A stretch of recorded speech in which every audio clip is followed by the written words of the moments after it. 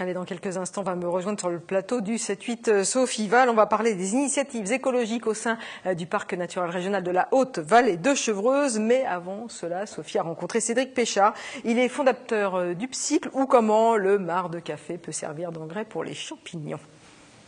Nous sommes dans une ferme un peu spéciale. À Saint-Rémy-les-Chevreuses, Cédric Péchard cultive depuis 6 mois des champignons, des pleurotes, de manière écologique. Vous allez comprendre comment. Cédric Péchard, bonjour. Bonjour. Merci de nous recevoir dans ce container. Alors pourquoi un container d'abord? Alors en fait ici c'est une unité de production agricole autonome. Donc le conteneur en soi c'est un module qu'on va pouvoir transporter. Et il y a un mois il était encore au milieu de Paris et là maintenant il est ici dans un site complètement agricole. Donc il y avait une logique à l'installer ici. Ce que vous produisez donc ici, ce sont des pleurotes, il y en a plein partout, à différents stades. Oui. Vous pouvez nous montrer donc là, on voit différents stades effectivement de maturation. Là, des jeunes pousses. Ici, elles ont à peu près une semaine et dans 2 jours, elles seront prêtes à être récoltées. Combien vous en produisez, vous, par mois, par semaine? Alors, un conteneur produit 15 kg par jour de pleurotes toute l'année, quelle que soit la météo externe. Mais si on en met 10 à côté, ben on a tout de suite un gros volume de production. Ce qui est l'intérêt des conteneurs, c'est d'être très modulaire, très modulable dans la production. Si votre entreprise est qualifiée d'écologique, c'est pour une raison? Alors effectivement, en fait, à la base, ce n'est pas un projet uniquement de production de champignons. C'est un projet de montage d'une filière de collecte de marc de café. Donc c'est une filière de collecte régionale sur l'Île-de-France et on va transformer ce marc de café qui est pasteurisé par les distributeurs de café, les machines automatiques, en fait pasteurisent le café et font de la collecte de ce marc de café. Et vous, ce marc de café, vous l'utilisez? Voilà, donc on le récupère comme substrat pour cette production de champignons. C'est bon le marc de café pour les pleurotes? C'est excellent, ça nous permet d'avoir un produit beaucoup plus charnu, qui a beaucoup moins d'eau, beaucoup plus de goût et une texture que les restaurateurs apprécient énormément. Ce marc de café, il n'est pas utilisé brut, même s'il est pasteurisé? Alors, quasiment. Toute la difficulté a été de monter une filière assez fluide pour ne pas avoir à transformer ce marc de café. Donc, le marc de café qui est là, il a moins d'1 semaine en moyenne, donc il n'est pas du tout moisi, il est complètement frais. Et on l'utilise directement, donc on l'ensemence avec du mycélium de champignons, on rajoute un peu de copeaux de bois pour l'aérer, et c'est tout. Il n'y a aucune autre transformation, il n'y a pas de produits chimiques, il n'y a pas de traitement thermique, c'est une utilisation en flux continu. J'ai vu que vous aviez un autre conteneur où on voit les différentes étapes du marc de café. On peut y aller peut-être? On y va.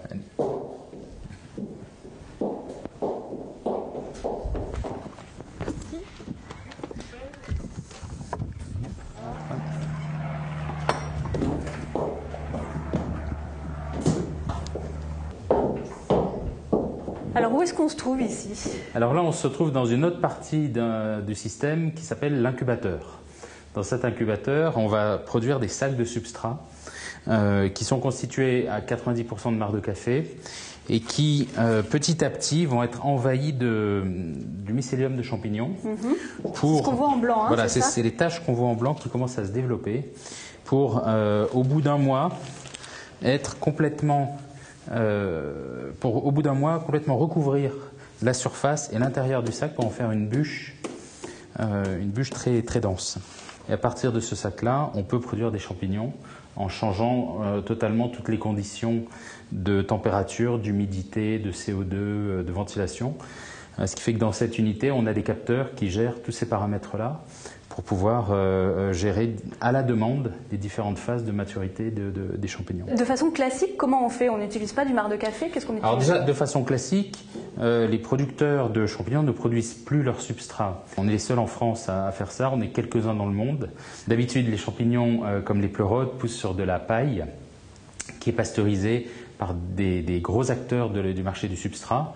Donc là, on est vraiment très très particulier par rapport au monde du champignon en général. Quel est votre objectif? Alors l'objectif, c'est de montrer qu'on peut faire des partenariats entre des startups innovantes, le monde de l'insertion, autour d'un modèle économique, écologique et social, où finalement tout le monde va trouver un rôle à jouer. Donc c'est vraiment un nouveau modèle économique. Et donc l'objectif ensuite, c'est de dupliquer tout cet ensemble-là dans d'autres CAT et d'autres lieux. Pourquoi pas un jour imaginer de produire au milieu de Rungis, à partir de conteneurs, des champignons qui seront vendus sur place pour les marchés parisiens. À Rungis, où pour l'instant on peut trouver vos pleurotes. Alors effectivement, pour l'instant, toute la production est vendue à Rungis. Donc on a déjà le circuit commercial. Il ne manque plus que se rapprocher encore plus du circuit de distribution en produisant au milieu d'un circuit de distribution, ce qui est la vraie valeur ajoutée d'un système comme ça, modulaire, à base de conteneurs. Merci beaucoup. Je vous en prie. Bon, allez, on revient sur le plateau du 7-8. Sophie, vous n'êtes pas venue avec des pleurotes? Non, je les ai laissées là-bas. Vous avez vu, ça vaut un peu cher. Ça vaut cher, mais la production est importante. Hein. C'est important, ça se produit rapidement. Une initiative qui donc revalorise les déchets et qui a été primée par le parc naturel régional de la Haute-Vallée de Chevreuse. C'est pour ça que vous êtes là, Xavier Stéphan. Bonjour. Bonjour. Donc vous êtes chargé d'études de développement économique dans ce parc. Est-ce que vous pouvez peut-être m'expliquer le prix qu'il a eu? C'est le grand prix du jury, c'est le meilleur prix, un des meilleurs prix? Oui, tout à fait. En fait, on a des catégories classiques, en fait, agriculteurs, collectivités et associations. Et ensuite, on a attribué, enfin, les élus ont attribué, en fait, un grand prix à des projets qu'ils trouvent exceptionnels, innovants, et donc qu'ils ont voulu vraiment mettre en avant. Donc celui-là a été un peu le coup de cœur? Celui-là fait partie des 2 coups de cœur, voilà, avec les éco-actions, les ISA qui sont à Saint-Jean-de-Beauregard pour le recyclage de bâches. Et pourquoi le coup de cœur? Parce que c'est un projet très innovant et qui intègre en fait le recyclage de matière de la base jusqu'à même le substrat que vous n'avez peut-être pas eu le temps d'aborder, même le substrat, une fois qu'il a produit des champignons, peut servir comme amendement agricole pour des agriculteurs. Donc la boucle a été vraiment jamais, quoi. Voilà, c'est encore recyclé. Ouais. Qu'est-ce que c'est vos éco-défis, vos éco-trophées? Qu'est-ce que ça veut dire exactement? Alors en fait, au parc, on a 3 dispositifs de valorisation des démarches environnementales des entreprises, de management environnemental. On a par ordre de priorité, par ordre d'importance, on a la marque Parc, qui est une marque qui appartient à l'État et qui est déposée à l'INPI.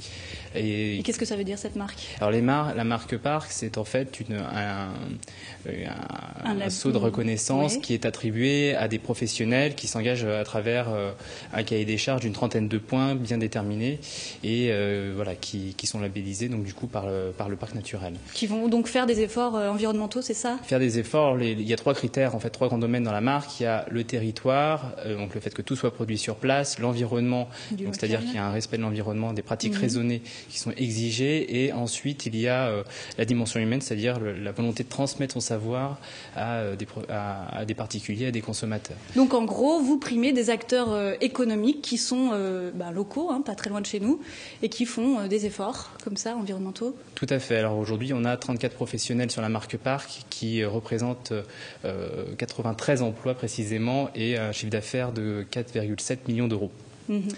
Donc c'est aussi un dispositif très important. 60 candidats cette année?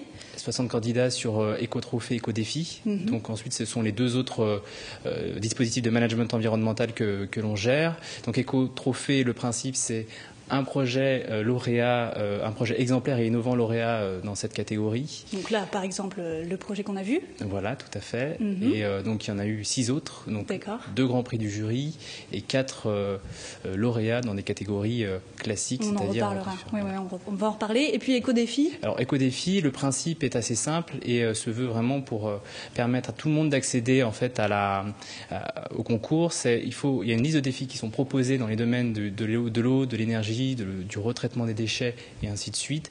Et il faut faire 3 défis pour participer simplement à l'opération. Plus on en fait, plus on est labellisé, plus on est reconnu en fait à travers ce concours. C'est quoi l'objectif de ce concours, de ces concours différents-là? Les objectifs, en fait, pour le parc, c'est d'inciter les professionnels à mettre en avant des politiques environnementales et ensuite d'avoir des outils de labellisation, de mise en avant pour les encourager à poursuivre. Alors donc, on l'a dit, il y a beaucoup d'autres projets, beaucoup de catégories différentes. J'ai vu par exemple qu'il y a une catégorie commerçants et artisans en éco-défi, un supermarché bio qui a été primé. Est-ce que vous pouvez m'expliquer un petit peu pourquoi on labellise comme ça, on met en avant un supermarché bio, là on le voit sur la liste? Alors la menthe poivrée effectivement participé à l'opération. Pourquoi et comment? Alors du coup ils ont réalisé 13 défis Donc dans ces 13 défis, Ça peut être quoi par exemple? Ça peut être tout simplement la mise en place d'un luminaire économe en énergie, en basse tension. C'est facile ça. C'est assez facile effectivement. Donc il y a un certain nombre d'actions comme la mise en place de robinets mitigeurs qui permettent de faire des économies d'eau. Il y a des choses plus dures quand même? Il y a de l'approvisionnement local. Oui, ça paraît simple quand même. Moi je me dirais j'ai la même chose chez moi, mais... Oui, mais vous n'avez pas de supermarché bio. Je n'ai pas de supermarché bio, c'est vrai. Alors effectivement, déjà c'est une démarche globale, donc ça veut dire que sur un certain nombre de défis qui sont parmi ceux-là assez faciles, ils en ont réalisé 13, donc de manière générale ils sont vraiment impliqués dans la démarche. Et puis, il y a quand même un défi qui est ressorti un petit peu parmi la liste que je viens de vous citer, c'est le défi de sensibilisation de la clientèle à l'environnement. C'est-à-dire que le supermarché, c'est peu commun, organise des ciné-débats, organise des conférences, organise des pétitions. Et donc voilà, pour cet effort aussi, il était primé parmi le meilleur prix de cette catégorie, c'est-à-dire un éco-défi de platine. Si vous deviez citer un ou deux projets qui vous ont marqué vraiment cette année, parce que ça existe donc depuis 2005, ce concours globalement, qu'est-ce qui vous a marqué cette année ? Alors sur les éco-défis, on a 3 projets qui sont assez intéressants. La ferme des Trois Ponts, par exemple, à Vieille-Église, a mis en place en fait un système de panneaux solaires sur 250 mètres carrés de surface, ce qui représente à peu près 40 000 kWh par an produits en termes d'énergie, soit la moitié de sa consommation annuelle. Donc là, c'est intéressant. Ensuite, on a eu également la teinturerie Pagès qui a mis en place on voit un produit. Là. Non, alors là, c'est juste les éco-défis.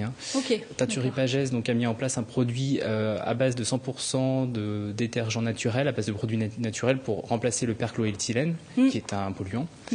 Donc voilà pour les éco-défis, les 2 projets les plus intéressants. Et ensuite, sur les autres catégories, donc on a l'école de Courson Monteloup, qui est une petite école de 600 habitants, qui a mis en place qui a éco-construit en fait son école et qui a mis en place un système de chauffage par géothermie. Il y a 12 puits en géothermie qui sont relayés. Ça, c'est quelque chose d'assez exceptionnel, j'imagine, pour une école. Alors, pour nous, en tout cas, à notre connaissance, c'est le meilleur bâtiment public d'un point de vue énergétique dans le parc naturel. En plus, donc, le concours vise aussi à primer l'effort consenti par les porteurs de projets pour mettre en place cet investissement, mettre en place ce projet. Donc, pour une commune de 600 habitants, c'est tout à fait... C'est pas mal, c'est pas mal. Merci beaucoup pour toutes ces informations. Voilà, on va passer maintenant à l'agenda. Je vous donne un petit peu des dates aussi à retenir, 3 dates à retenir. Effectivement, cette semaine, à commencer par demain, le 26 juin, un atelier communication animale pour découvrir la bioacoustique et se mettre dans la peau d'un chercheur. Samedi... Je pensais que vous allez dire dans la peau d'un animal. Non, la peau d'un chercheur, un bioacousticien. D'accord. Samedi 29 juin, vous pourrez foncer au concert poético-écolo-rock. Tout un programme, c'est l'histoire d'une graine qui rêve de devenir un arbre majestueux, et c'est par la compagnie Thierry et compagnie. Et puis le même jour, découvrez les tentes de la base de loisirs de Saint-Quentin en Yvelines. En balade à vélo, vous comprendrez pourquoi Louis XIV a commandé son aménagement. Voilà. Merci Sophie pour la chronique environnement. Merci à vous d'être venue en plateau.